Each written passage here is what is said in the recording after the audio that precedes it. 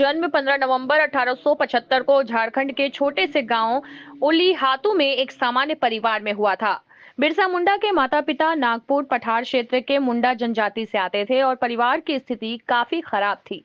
इसी कड़ी में आज काशी हिंदू विश्वविद्यालय के स्वतंत्रता भवन में जनजाति गौरव दिवस के रूप में मनाया जा रहा है, जिसमें भगवान बिरसा मुंडा जी के विषय में लोगों ने अपनी अपनी जानकारी को साझा किया और कितनी कठिनाइयों का सामना करते हुए लोगों को इकट्ठा किया।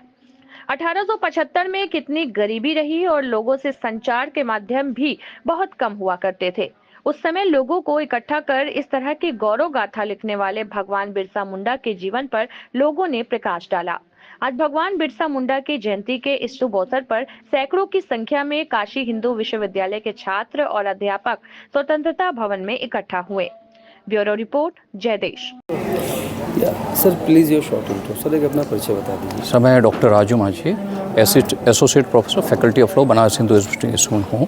डॉक्टर साहब, जनजाति गौरव दिवस आयोजन हो रहा है, भगवान बिरसा मुंडा जी की जयंती मनाई जा रही है, आज के अवसर पर क्या कहना चाहेंगे? देखिए, ये एक अच्छा पहल उठाया गया है। हालांकि ये जनजाति गौरव दिवस यहाँ विगत 4 वर्षों से जब से ये मनाने का सरकार के द्वारा निर्णय लिया गया है, उसको मनाया जा रहा है और ये यूनिवर्सिटी की एक अच्छी पहल है कि अच्छा सहयोग मिल रहा है। हम लोग प्रत्येक वर्ष इसको मना रहे हैं और आज के समय में बिरसा मुंडा उतना ही प्रासंगिक है जितना वो अपने काल में थे। उसका तात्पर्य ये है कि बिरसा मुंडा ही वो व्यक्ति थे। हालांकि स्वतंत्रता सेनानी के अन्य भी जैसे सिद्धू कान्हू हुए या तिलका माझी हुए, इन सबों ने भी झारखंड की उस धरती से आते थे और झारखंड में जल जंगल ज़मीन की लड़ाई उसी समय से चल रही है जो आज तक निरंतर चल रही है।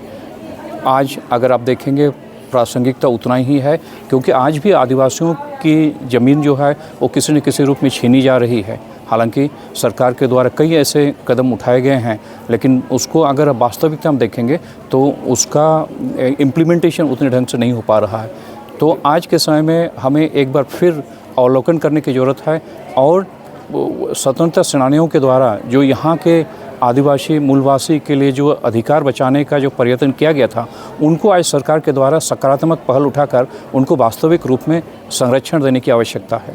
डॉक्टर साहब, उपेक्षा के आरोप लगते हैं इन प्रकार के स्वतंत्रता सेनानियों पर। तमाम लोग कहते हैं कि जो आदिवासी स्वतंत्रता सेनानी थे उनको अंग्रेज़ों ने जो आतंक का पर्याय घोषित किया, क्या लगता है सर? ये आप तो पढ़े हैं इनके बारे में।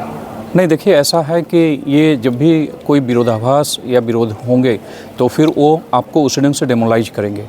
जैसा आप अगर देखेंगे तो अंग्रेज़ों के द्वारा एक कानून लाई गई थी जो ट्राइबल क्रिमिनलिटी एक्ट के नाम से लाया गया था। उस एक्ट का उद्देश्य यही था क्योंकि उसको भय लग गया था, अंग्रेज़ों को भय लग गया था कि अगर इनको दमन नहीं किया जाएगा तो ये हमारे विरुद्ध आवाज़ उठाएंगे। आप जब झारखंड के उस धरती पर अब जब देखेंगे, उसको जब आप समझने का प्रयास करेंगे तो आप देखेंगे कि कभी आदिवासी समुदाय जो है वो किसी की गुलामी को स्वीकार नहीं किया। भले ऐसा उनकी जितनी लड़ाई हो सके वो तो उन्होंने लड़ा, लेकिन गुलामी को स्वीकार वो कभी नहीं किए और उन्होंने अपना बलिदान देना अच्छा लगा, लेकिन वो गुलामी को स्वीकार नहीं किए हैं। उनकी जब इस चीज़ को आप देखते हैं तो कहीं न कहीं ऐसा लगता है कि उसको कई तरह से उसको दमन करने का प्रयास किया गया। कई तरह के अधिनियम लाकर उनको कभी-कभी उनको अधिनियम कभी-कभी ला दिए जाते हैं। आप देखते होंगे कि अपने देश में स्वतंत्रता के बाद भी ऐसे समाज के लिए बहुत सारे कानून ऐसे आए हैं जो कि किताबों में सिर्फ है। मैं एक छोटा सा उदाहरण आपको दे दूं क्योंकि मैं कानून से जुड़ा हुआ हूं, इसलिए आप अगर देखेंगे कि हमारे यहाँ दहेज प्रतिशत अधिनियम है, लेकिन दहेज प्रतिशत अधिनियम 1961 में आने के बावजूद भी उसका स्थिति यह है कि समाज में अब अखबारों में देखने को मिलता है कि दूल्हा बिकता है। तो ऐसे स्थिति में हम ये समझते हैं कि ये कानून सिर्फ किताबों में रह गए हैं। उसी ढंग से यहाँ पर भी कई योजनाएं आई हैं आदिवासियों के उत्थान के लिए। वो 5 ईयर जो प्लानिंग थे उसके माध्यम से आप देखिए वो सारी चीज़ें आई हैं, लेकिन उसका इम्प्लीमेंटेशन जो आप देखेंगे वो नहीं हो पाया है, जिसके वजह से आदिवासियों की स्थिति जो है या यहाँ की जनजातीय समुदाय की स्थिति जो है उसके जीवन स्तर में बहुत अधिक परिवर्तन नहीं आया है। हमें उसमें परिवर्तन लाने की आवश्यकता है और इसमें परिवर्तन तभी लाया जा सकता है जब हम सरकारी जो योजनाएं बनाई जा रहे हैं उनका अगर पूरी तरह से हम इम्प्लीमेंट करते हैं और यहाँ शिक्षा पर्टिकुलरली शिक्षा को अगर हम ठीक ढंग से नहीं बढ़ा पाएंगे तो स्वाभाविक है कि हम आदिवासियों के जीवन स्तर को ऊंचा नहीं उठा सकते हैं। Thank you sir. Munda ji ने 1875 जाति गौरव दिवस बिरसा मुंडा भगवान बिरसा मुंडा जी की जयंती का अवसर है, क्या कहिएगा आज का? देखिए, हम ये कहना चाहेंगे जिस 25 साल की उम्र में अपने 25 साल के जीवन में उन्होंने जितना त्याग तपस्या और जिस तरह से अंग्रेज़ों के खिलाफ लड़ाई लड़े वो अपने आप में एक उदाहरण है। और ऐसी तपस्या, ऐसा श्रम, ऐसा बुद्धि विवेक ट्राइबल आदिवासी व्यक्ति में होना एक बहुत बड़ी बात है, क्योंकि अंग्रेज़ों के खिलाफ, ईसाइयत के खिलाफ वो लड़ रहे थे और उसमें एक ऐसे आदिवासी युवा थे जिसका कोई तोड़ नहीं था।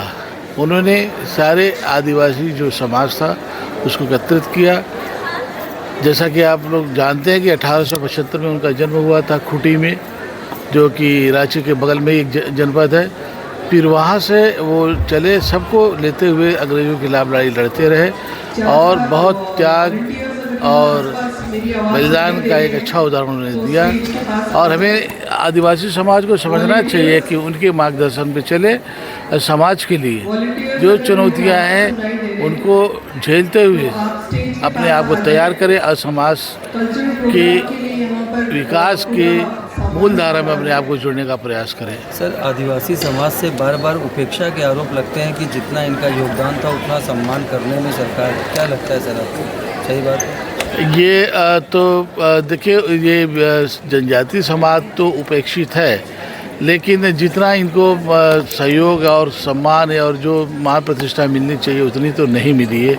फिर भी उसके बावजूद सरकार, भारत सरकार, केंद्रीय सरकार या झारखंड की सरकार या छत्तीसगढ़ की सरकार या जो भी जहाँ ट्राइबल लोग रहते हैं उनके लिए आदिम जनजाति योजनाएं तमाम चल रही हैं, सरकारी योजनाएं भी हैं, ये NGOs भी लगे हुए हैं, लेकिन उसमें हो क्या रहा है कि बहुत ज़्यादा कुछ फलीभूत नहीं हो रहा है।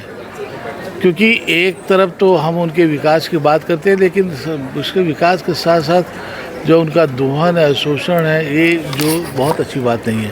प्रकृति का तो शोषण खूब हो ही रहा है, जो खनिज है उसका भी दोहन हो ही रहा है, और जो वो प्रकृति को बचाने की जंगल ज़मीन की बात करते हैं उस पर अनऑथराइज कब्जा लोग करते ही जा रहे हैं, कंक्रीट का जंगल बनाते जा रहे हैं। उसका परिणाम आज हम लोग भुगत रहे हैं, क्योंकि नेचर सबके साथ सहयोग नहीं कर सकती। नेचर को, हमको भी, जो विकसित अपने आप को तथाकथित कहते हैं, उनको भी उनके साथ सहयोग करना है, तब जाकर के हमारा सामंजस्य बैठेगा, हम अच्छा जीवन अपना जी सकेंगे, हमारे आदिवासी भाई बंधु भी जी सकते हैं। धन्यवाद। Thank you.